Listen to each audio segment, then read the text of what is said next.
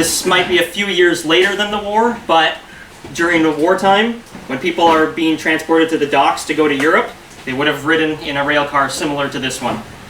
So, today I'll be talking about World War I, and more specifically Canada's participation in World War I. Our flag back then would have been the flag of the Dominion. A little bit different from our current flag. I personally prefer our current flag, but this one's not bad either. Nice and red. So, 1914, Britain declares war on Germany and Austria-Hungary due to the system of alliances in place in Europe. And as such, as a dominion of the British Commonwealth, or as the British Empire, Canada is also automatically involved in the war. When war is first declared, there's a lot of enthusiasm for the war. People are excited to go travel the world and see things. Little do they know that the war is going to be long and brutal. Everyone thinks it's going to be over by Christmas 1914. It doesn't end until November 1918. So, when Canada puts out a call for 20,000 volunteers to go to Europe, 100,000 people volunteer to go to war. That's how much enthusiasm there was. Of course, during 1914, Canadian troops were not ready to go to war yet. Most of them were fresh new recruits. So they were training for the better part of a year to 6 months or so. When they arrive in Europe in 1915, they're enduring the first gas attack in history. The Germans launched chlorine gas in the Ypres salient where the Canadians are stationed. So the Canadians have to make do with old rags soaked in urine to cover their faces so that they don't breathe in the poisonous gas that would otherwise kill them and choke them. Canadians hold the line, and the war goes on. The next major Canadian involvement, well, would be at the Battle of the Somme in 1916.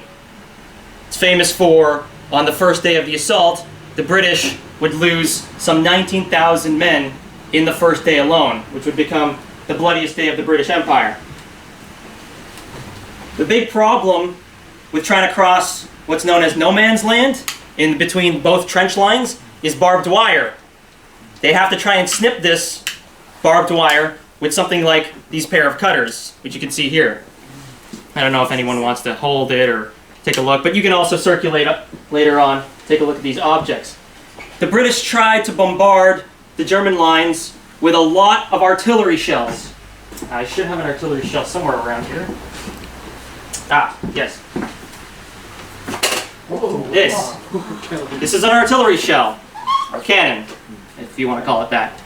The British tried to cut the barbed wire ahead of the assault with a lot of artillery. They bombarded the German lines for a week, but still a lot of the barbed wire remained uncut, and so the soldiers couldn't pass through no man's land quickly enough. This is a heavy piece of equipment. Staking it. This now can use. No, this one's deactivated, so there's no... Hold on. It's stuck.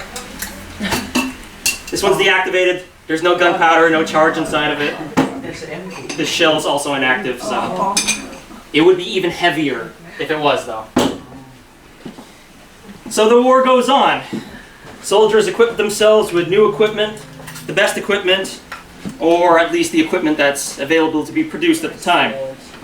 This is the webbing standard British soldier would use. You can see the shovel handle for an entrenching tool, you know, dig up the ground, make a solid defensive position. Water canteen, obviously. Pouches for ammunition for the guns. And of course, 1916, they introduced the Brody helmet. The Germans like to call it the salad bowl, you know.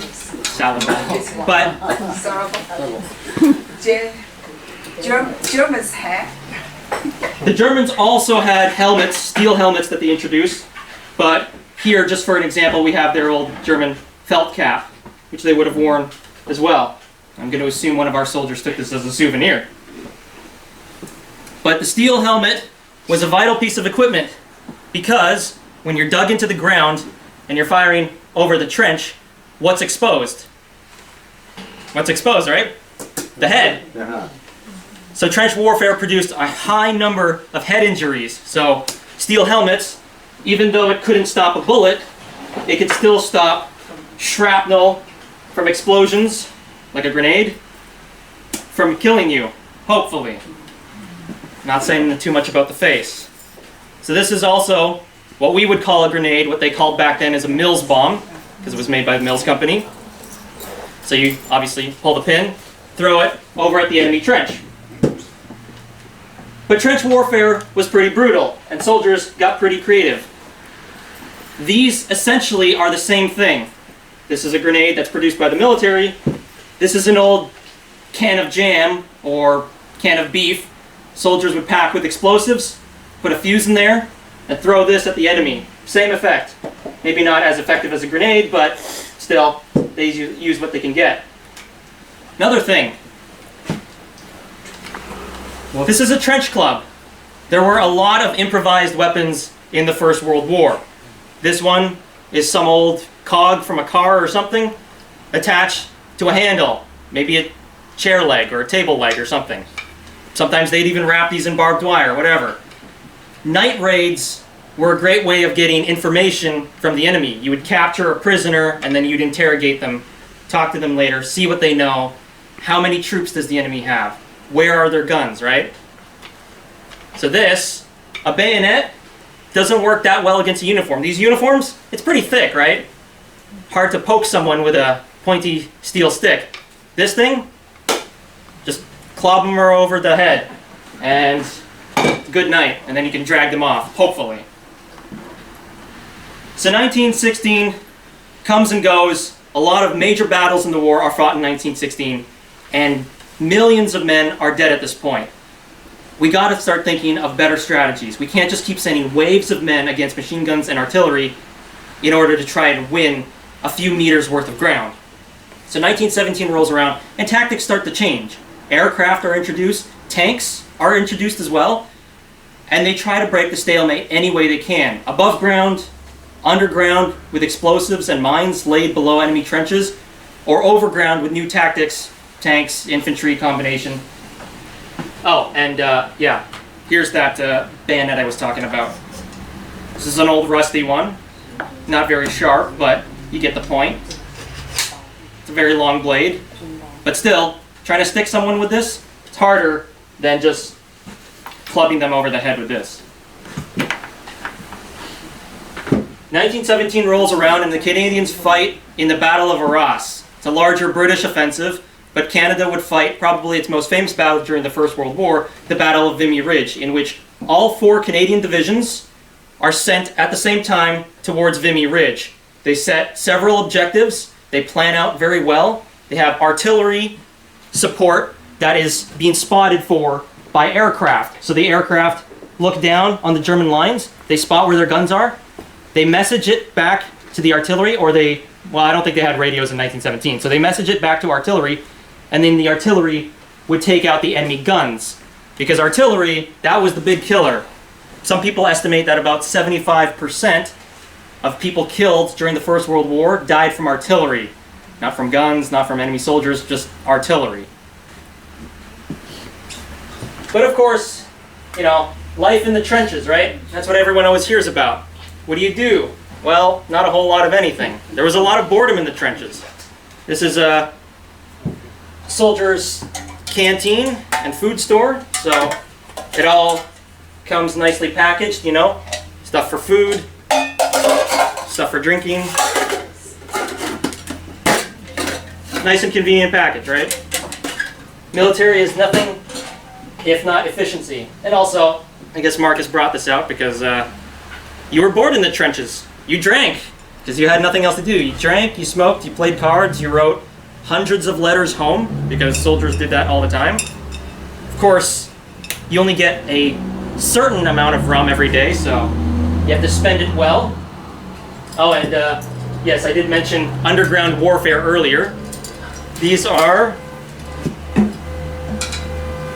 geophones. So you place these on the ground and you listen. You listen for the enemy who's also digging tunnels underground to try to get to you. So anywhere and any way people could kill each other, they tried. They definitely tried. is this another place the train or people coming, anything? So these would have been used in the underground tunnels underneath the trenches in France and Belgium. Oh. Yes. So 1918 rolls around, and the war is coming to an end. Canada leads much of the offensives in the last months of the war, known as the 100 Days Offensive, because it roughly took place around the last 3 months of the war. And an armistice would eventually be signed in November 11th, 1918. We obviously know this as Remembrance Day today. And so Germany surrenders to the Allies, and that's the end of all wars, right? Right? No, of course. It's called World War I for a reason, because later on we would be plunged into an even deeper conflict known as World War II. So the war to end all wars didn't really end all wars, as it were. So I've got a few more items up here. If anyone wanted to come and take a look at these items, I can help explain it as well. That was just a very brief summary of World War I, but please feel free to ask me any questions if you have any. And in about 5 minutes, we'll head over to the museum to continue the tour. You guys have like bags and like jackets. If you want, you can leave them on the benches here, and then we can come back and get them once you guys are on your way out. You can take them with you, but feel free to just leave them in here, then it's more than okay. Alright, so for those of you that didn't get the little intro before, my name is Caitlin. So I'm going to be taking you guys through the museum. We're going to do about 20 or so minute tour, and then we're going to do a scanning activity afterwards. So you guys are going to get little cards, and we're going to look for some specific information throughout the museum. So for those of you that don't know, obviously this is the Port Moody Station Museum. So this building was actually a live-in train station. So that meant that obviously it was a train station, trains would come through, they would stop, people would get off, they'd transport goods. But that meant being a live-in train station that the station master, so the guy who ran the train station, he actually lived in this building.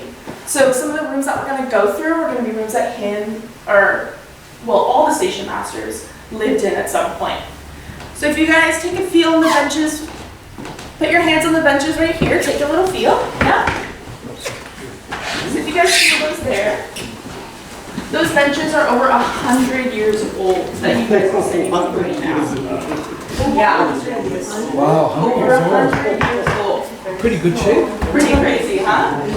Yeah. This station itself, right? It's pretty hard. Yeah.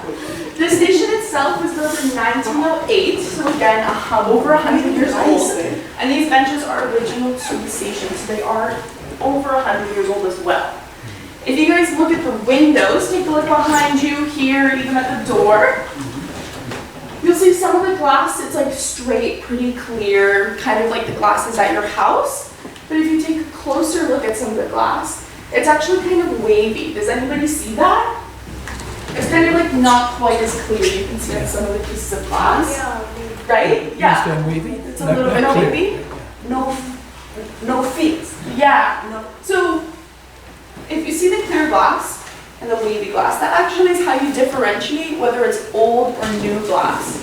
So the new glass is kind of the straight glass you can clear, see through.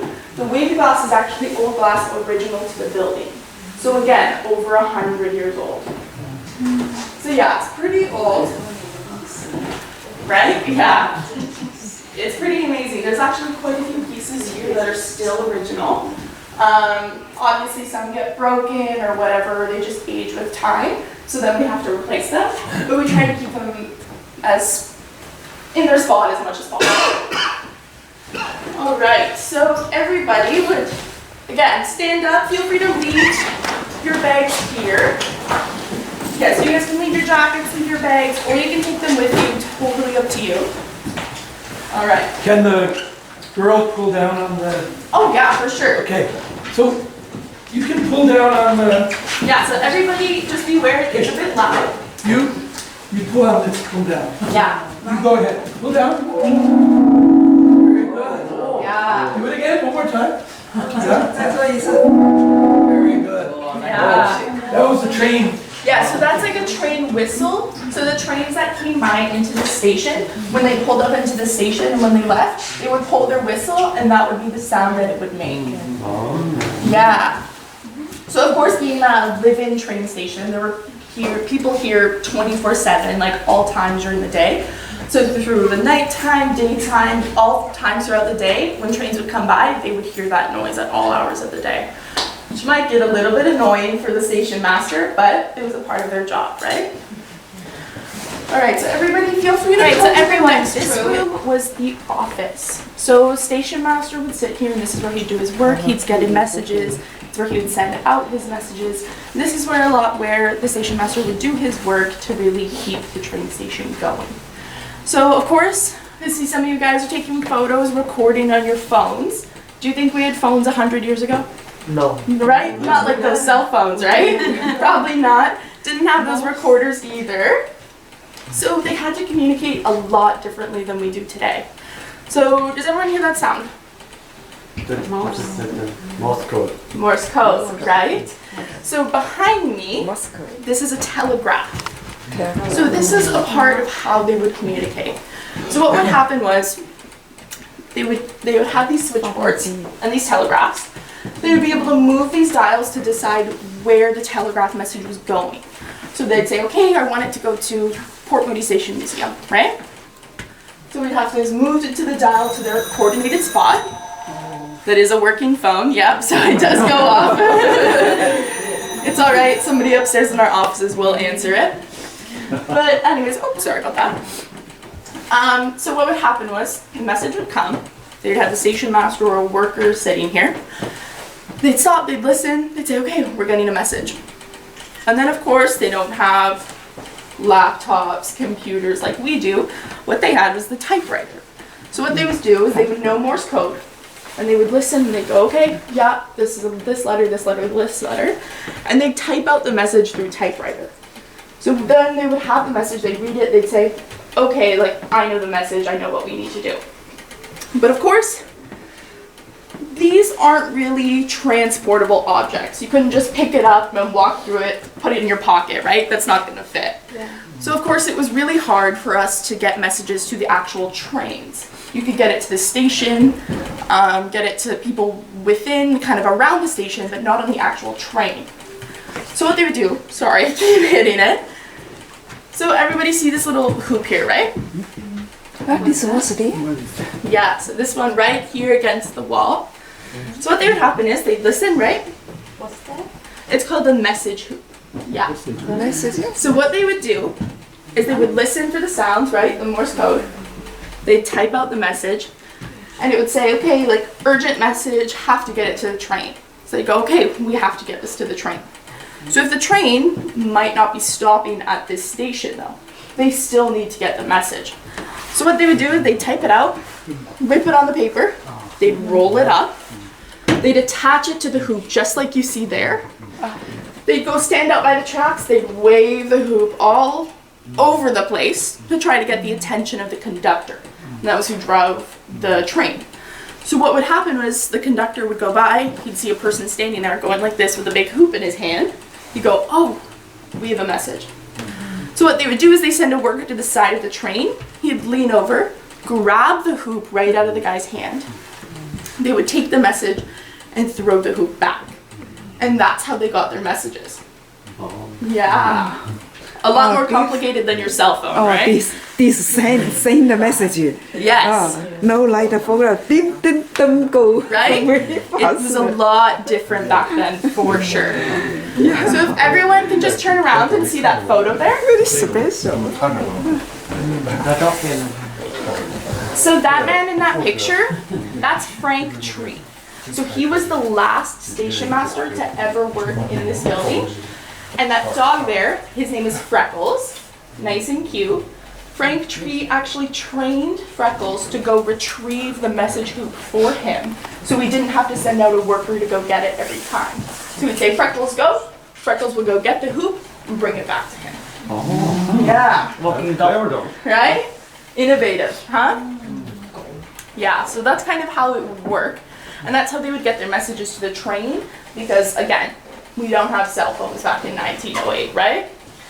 So anyway, so obviously there's a lot of different things that happened in this office. If you can see on the wall there's some stamps where they would send mail. There's a safe here, they would keep things, and a bunch of different things on the desk as well if you take a look over there. So I'm going to give you guys just a couple minutes just to take a look around in here, and then we're going to move to the next room, okay? There's a cash register. So at a store, yeah, right? Yes. So that's where they kind of get the money out of. This one is the machine. Yeah. So the thing that's making the sound there, the telegraph, this is what it is. This one's broken, so it doesn't really make the sound quite as well. But this is what they would use. And then this right here is kind of an example of a Morse code and the different letters. So there'd be taps and there'd be longer pauses. And that was kind of how they would figure out numbers, letters, and how they would get the message across. Yeah, there's more information in here as well if you'd like to read it, but it's basically how it worked. The ribbon? Yeah, you'd have to change the ribbon sometimes. Yeah.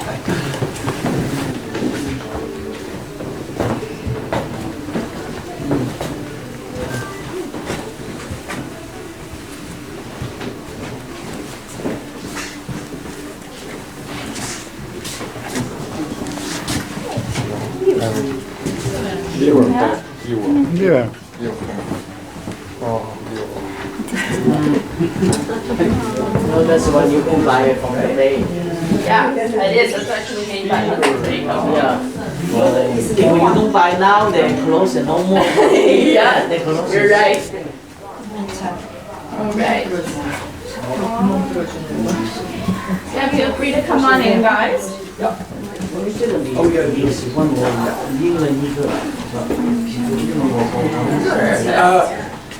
Did anyone leave their purse out there? Your purse? Yeah, I leave. You just get your purse.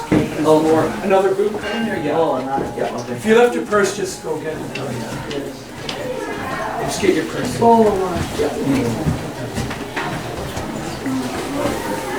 Yeah, sorry guys, they're a bit earlier than I thought they'd be. All right, so everybody, as you guys can see, This is a beaver. yeah, beaver. Talked many times about the beaver. There it is, right there. Yeah. So you guys have ever seen a nickel, right? Little beaver on the back of it. Yeah. Yeah. So this is the beaver here. Yeah, right? On the coin. Yeah. So the beaver was extremely important to the First Nations people. So the First Nations people were here before any of us were. They were the original inhabitants of Canada and well, North America. And so we have some things here that kind of show how they lived, their history a little bit, and kind of just a little bit about their culture. And if any of you can't hear me, just let me know and I'll speak a little bit louder, okay? This one. So these are snowshoes. So that's how they would trek through the snow. So they would attach them. Yeah. Ah, snowshoes. Like a sandal? Yeah. So, you know when you would go kind of like, well, I don't know if any of you have, but if you go hiking through the mountains, you kind of have to attach these snowshoes onto the bottom of your feet, right? So these are, yes, so your foot would go in there, and that's how it would attach to your foot. So if you guys take a look underneath here, you might have to look around some of the people here. But below are some tools that were native to the First Nations people. So if we look down here, I'm sorry if I'm in the way of everybody here, we have some projectile points and some spear points. So the First Nations were really renowned for how they created their tools. So they carved them out of wood, out of bone. They would fish and they'd take the bones from animals and they would carve them into tools. And they also used them out of rock. So what they would do is they would use things like these wedges here to smash things, nail things in, to help grind them into the shape that they needed them in. People already smart. Yeah, right? And so then down here we have some projectile points. So that's what they would do is they would attach it to like a spear, like a long piece of wood, and that's how they would fish. They would go into like some more shallow water and they'd go get some fish and then they would eat it, cook it, whatever, and that's how they would get their food. This one I know. Yeah? I know made the neck. Yes, yeah. So yeah, we have a few different variations, so if you guys want to take a look at those, we have those as well. There's some slate knives, so those are made out of rock. Again, rock, bone, and wood for the most part. Excuse me, what kind of material is that one? This one, I believe, is just made out of iron. Yes. So once kind of the Europeans arrived, the First Nations got more open to new materials and new things because obviously they didn't really have access to like metal or anything like that. Their industry were not very advanced at the time. So what they would do is that's how kind of the trade started with the Europeans. So they would trade things like the baskets that they'd weave, which the Europeans loved. They loved the design of them. And they would create them and they'd give them to the Europeans and they'd say, okay, well, what are you going to give me back? So that's how they would get things like these pots here that were made of iron, and that's kind of how their industry grew. And then of course, if you look on the wall back there, that's the different furs from the fur trade, right? Yeah. So one reason the beaver was so important is because the Europeans actually used the beaver skin in their clothing. So everybody see this hat here? So this is actually made out of beaver fur, right? So the undercoat of the beaver, kind of underneath the spiky stuff, is extremely soft. Like to the touch, it's like silk. And the Europeans loved it for their clothing. So when they came to North America, their main reason was to get these beavers and to get the fur. So that's how kind of the fur trade in itself developed, because they came to the First Nations who knew how to hunt the beavers, they knew where all the beavers lived, and they would go, okay, if you get me beaver fur, I'll give you this, or I'll give you this, whatever. And that's how they kind of started to exchange things. So the beaver hat, if you were Yeah. rich, you had a beaver hat. yes, Okay. That was like a BMW. The hat. yeah. So if you were rich. Yes, very expensive. So that's why, that's actually kind of the main reason why they came to North America. It's because they actually almost hunted the beavers to extinction in Europe. So they were almost completely gone. Yeah, so that's why they came to North America, because they thought, North America has beavers, let's go get them. So this is watching a little picture. Yeah. Yeah, so everybody, if you guys want to walk around, feel free to, but we're going to be coming on in here. This is called organ. Interesting, right? Yeah. So this is called the parlor room. So this is like an equivalent to today's living room.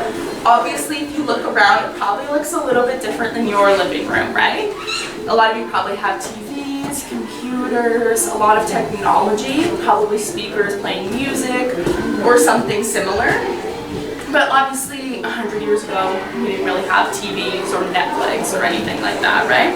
So how they entertained themselves was through music. So if you guys all listen, there's some music playing out of the record player over there. Yeah, so what would happen is they would play records and they would dance to music and they would have fun and just enjoy the sound of the music. And that's also what they do with the piano back there as well that you guys can take a look at. So music was a huge part of kind of the living room and entertainment because, again, we didn't really have movies, TV, or anything like that. And yeah, if you guys take a look at this is a stereoscope. So has anyone here ever seen a 3D movie?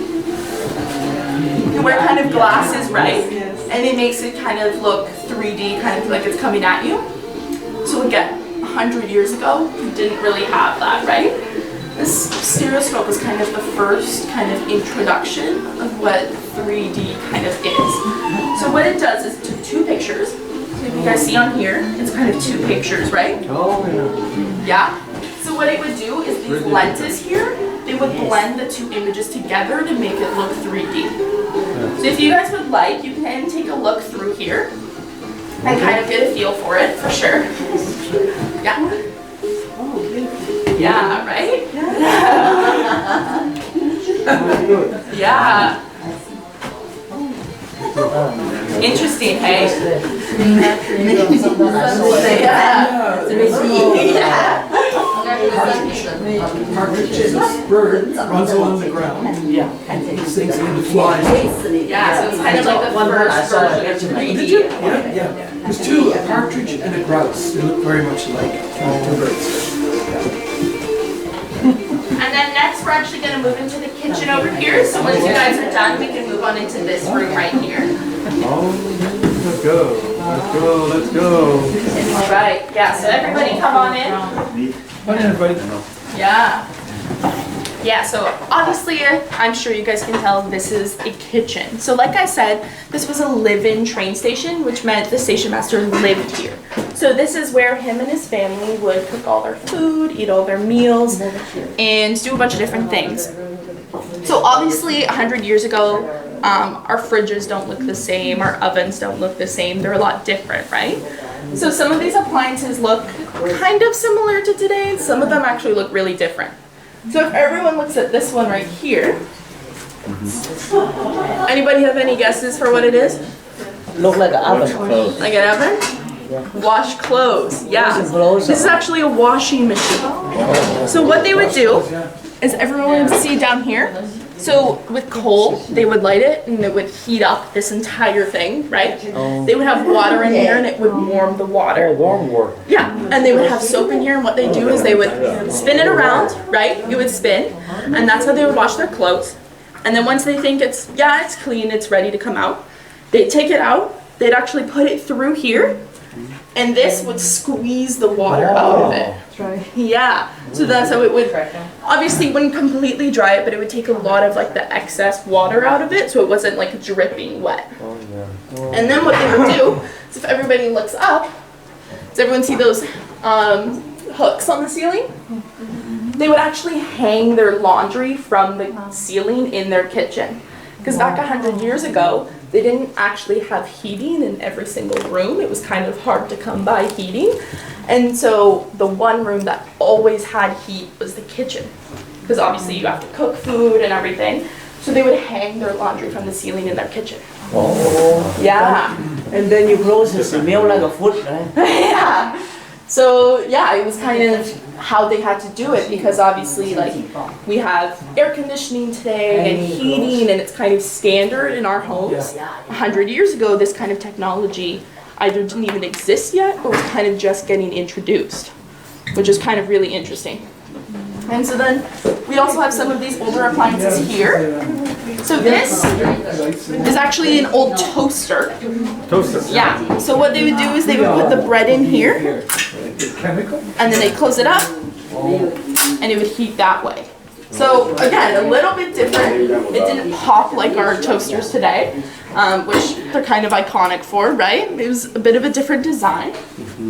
And then we have this guy right here.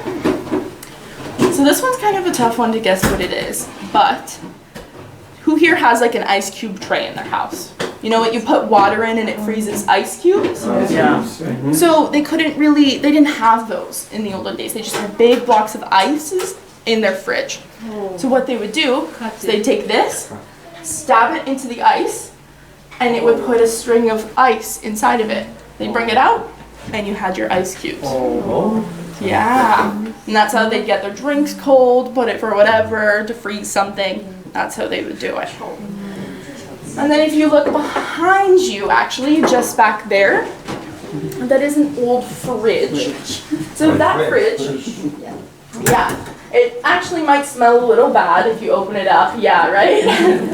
Because in the olden days, they actually used a chemical called sulfur dioxide, which is actually today, it was discovered in today's times, that it's actually a really dangerous chemical. But back then, that's the only chemical they knew that could run fridges, and so they use it in all of their fridges, and it would kind of be in the top bit. But obviously, Right in there, yeah. and that's how the fridge would stay cold, is through sulfur dioxide. But today, none of our fridges use it because it's actually a really dangerous chemical. Yeah. Yeah. Yeah. Right? Explodes. Exactly. So we don't kind of want that just out and about, right? Something else, you know the wringer on the washer? Like Yeah. for clothes? Sometimes children would, just show you, this here, sometimes children would, a hand would get in there, Yeah. and the mom or dad would have to turn it off right away. Yeah. So there were lots of accidents. Because Yeah. it's so much pressure, right? It's Yeah. squeezing the water So out. they were kind of dangerous this here. Yeah. Sometimes children will get there. Yeah. Yeah, they got. Yeah. So we're actually going to move into the big room. Some more information about the station and Fort Moody itself. And this is our new exhibit. It's called The World Through a Lens. So it kind of talks about cameras, telescopes, different things that kind of all have lenses on it, like our glasses.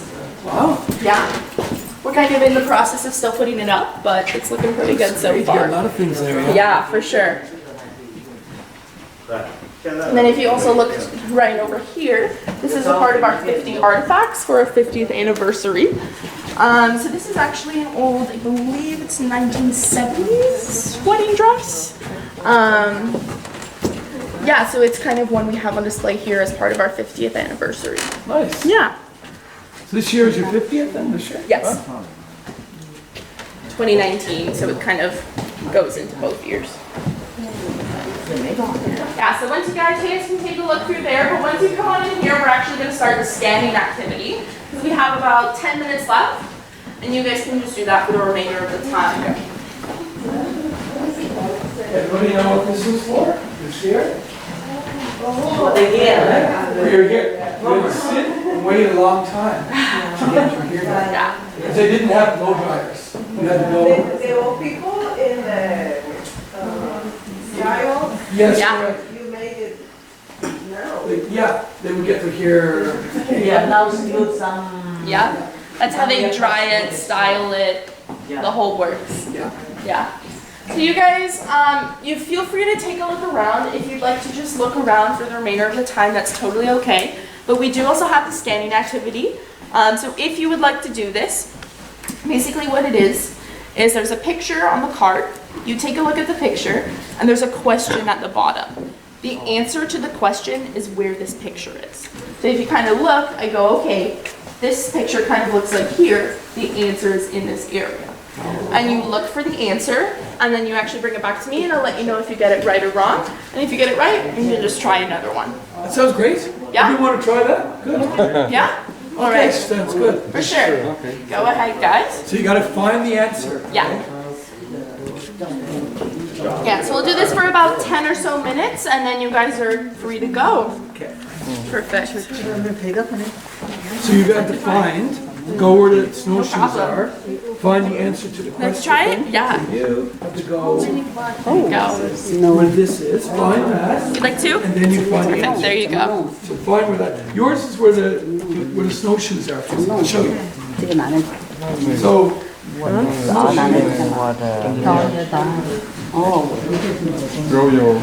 right here, you find the answer right there. You guys want to try this game? Okay.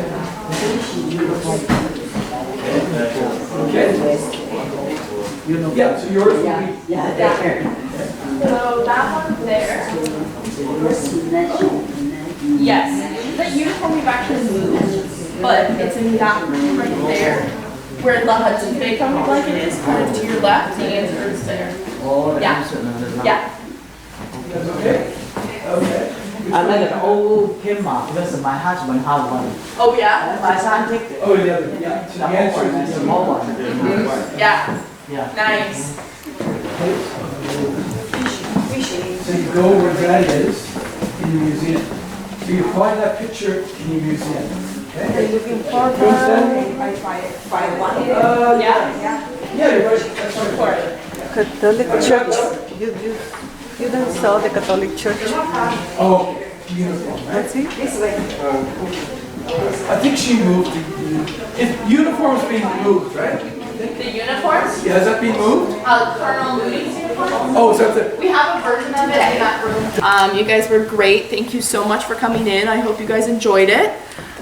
Feel free to come around again and get another tour and take a look at some of our exhibits. Again, thank you so much for coming, guys. Thank you. Appreciate it. Thank you. No problem, guys. Thank you. so everyone, that wraps up our tour.